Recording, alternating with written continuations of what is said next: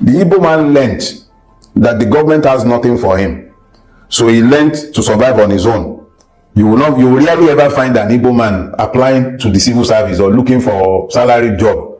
So the average one, even the ones I went to university with, they will go and attach themselves to somebody in the market. They will learn a trade.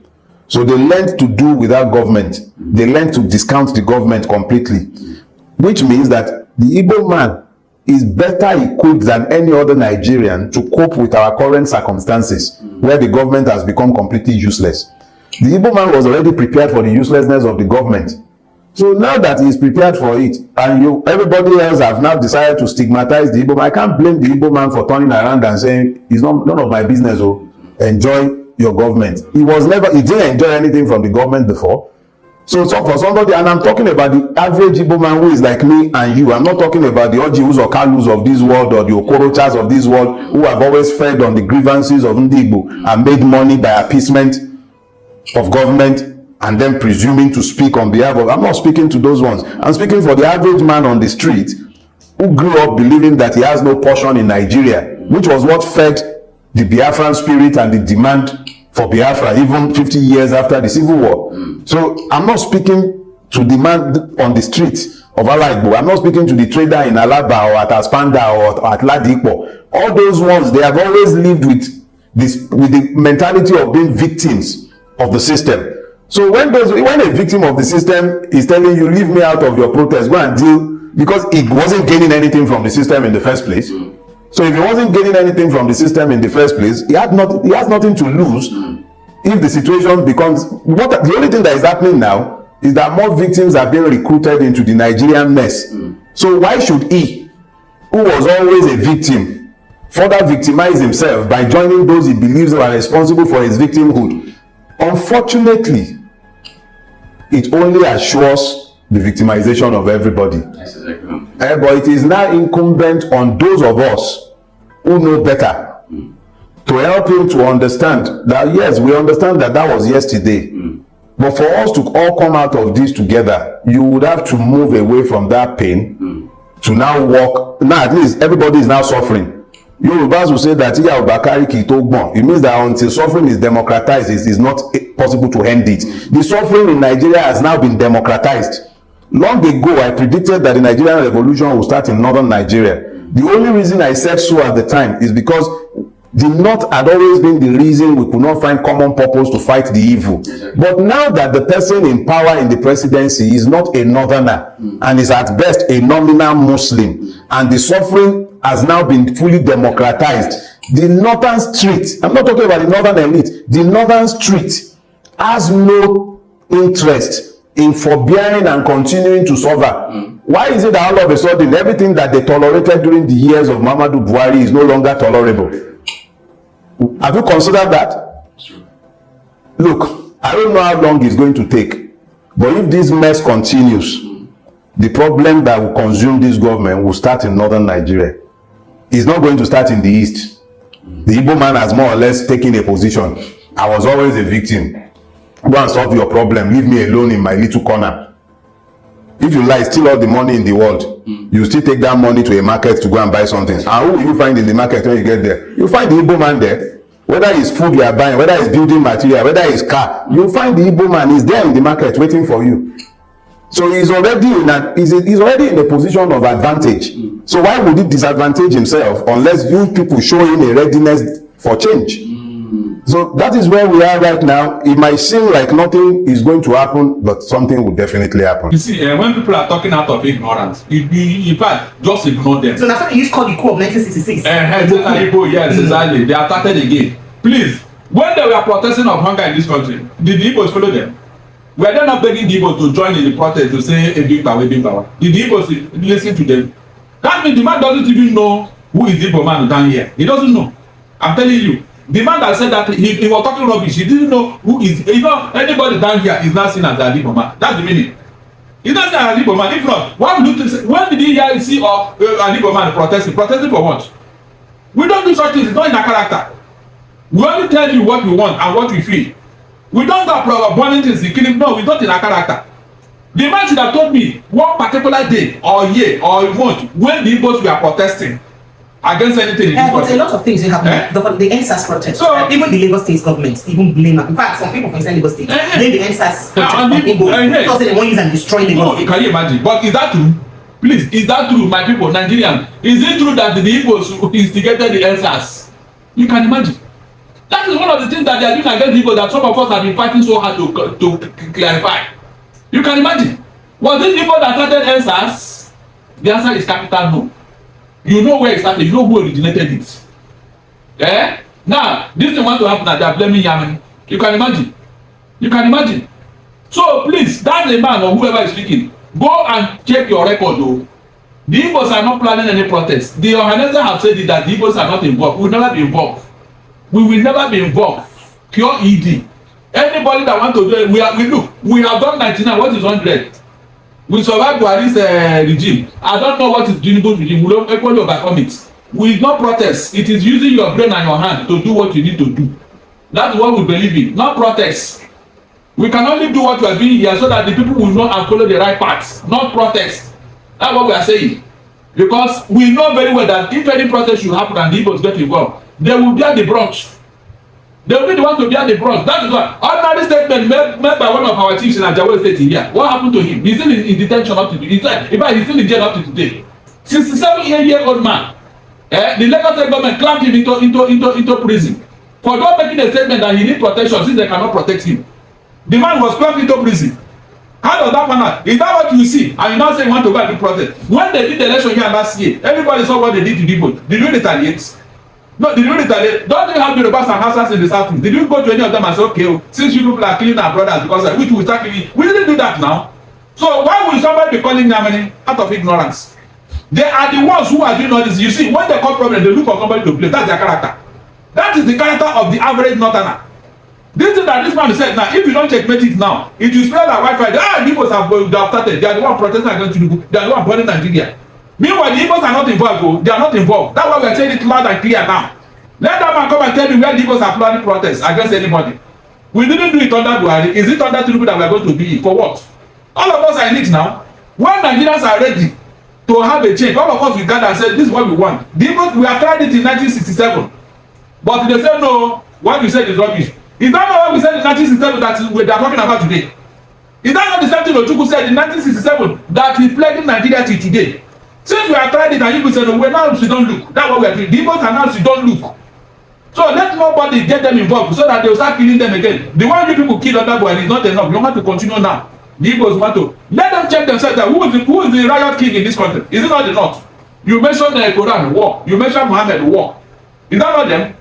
Have mentioned any time somebody have been killed in the southeast because they desecrated Jesus Christ or mentioned the name of God or even their culture and tradition. But just mention any of this thing, you see what will happen in the north. Eh? What does that tell you?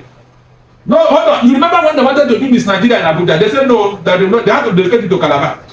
Now they are claiming that Abuja is their own. Meanwhile, Abuja is supposed to be the center of unity. That's why they put it where they put it. It was the Yoruba man, Justice Akiona Aguda, who went to discover that place. And now people are claiming ownership.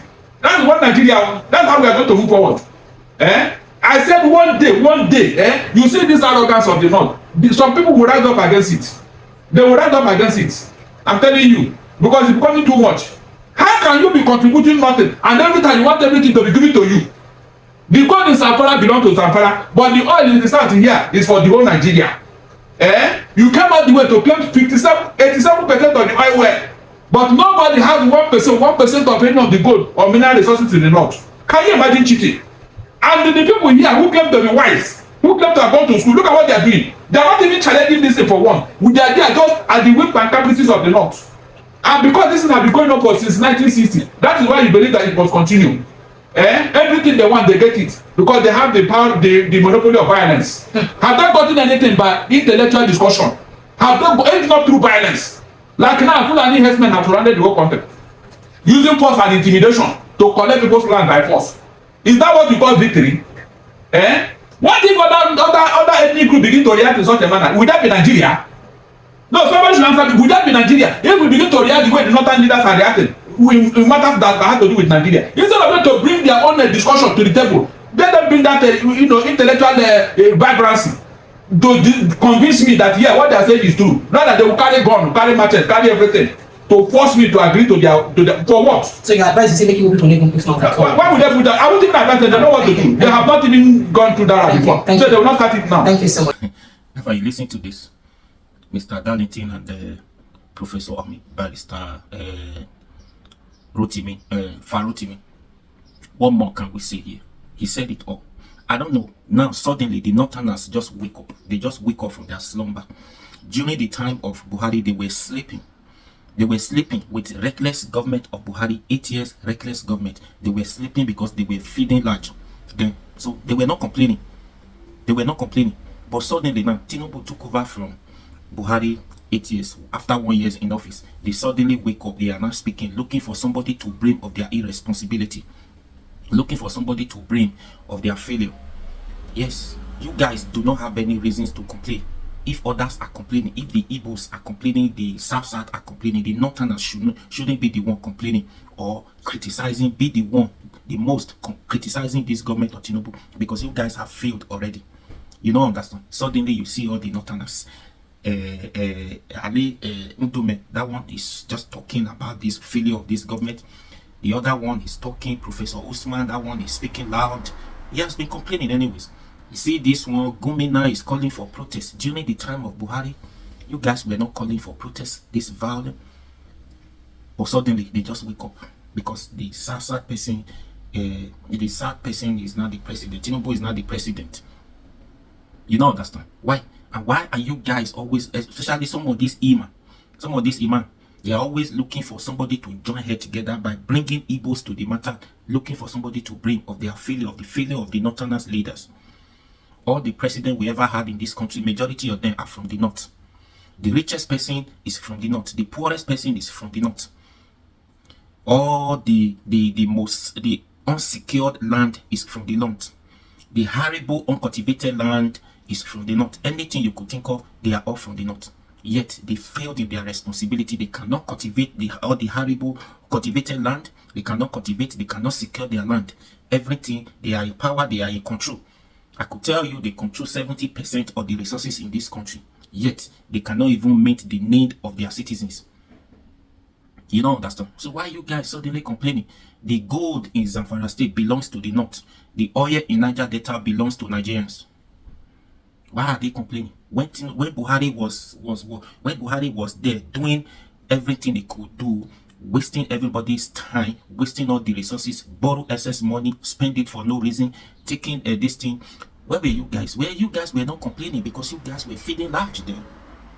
Now suddenly now, they're just trying to look for somebody to blame. And look at this now, the protests coming now. They are shifting this responsibility to the Igbos.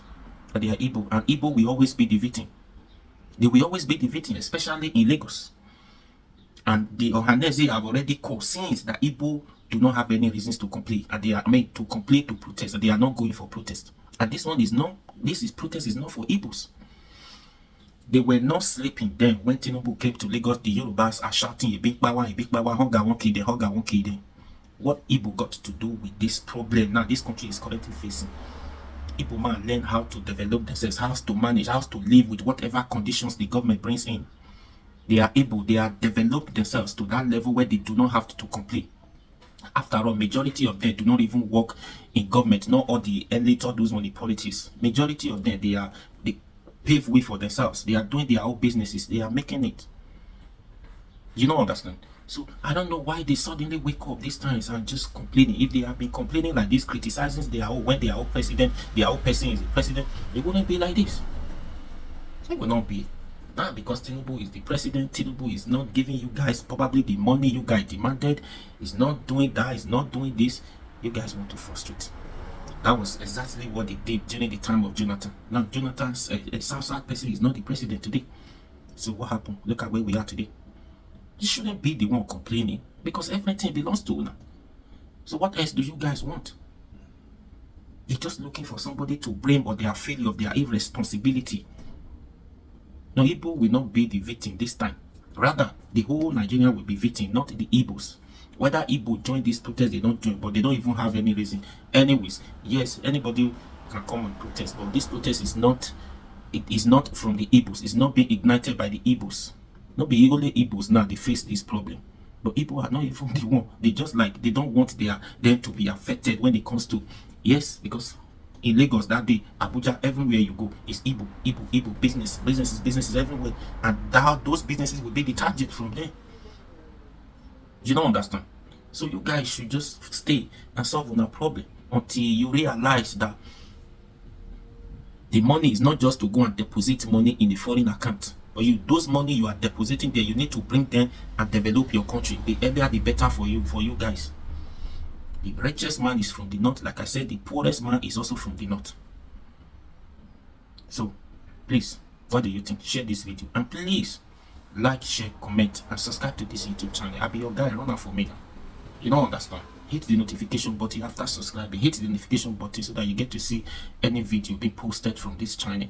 I'll be your guy, run out for me.